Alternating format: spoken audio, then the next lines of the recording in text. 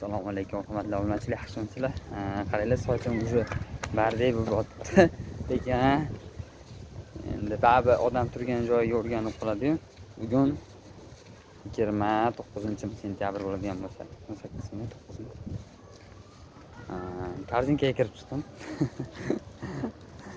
Xullas, korzinkada har doim bitta kassadan o'taman-da.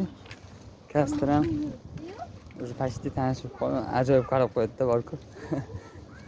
Yo'q, bu ham bitta shirin xotira bo'lib qolar ekan-da. Men tanimayman uni, u ham meni tanimaydi. Lekin bu videoni bo'lsa emotsiyalar hatto bir videoda saqlanib qolishi uchun olyapman. Ya'ni keyinchalik o'zim ko'rib mo'jt qilsam bo'larman. To'g'ri, xotira, misol uchun esingda turadi, lekin videoda tursa bu narsa baribir qanaqadir vaziyatni yana ham tushunish, his qilish uchun foydali. Xullas, mana kassa bo'ladigan bo'lsa, kassaga uradi-yu. Xullas, o'tkazib turib, bundoq endi men yo'llamacha turadigan bo'lsam, bu yoqda mana bunaqa qaraydi.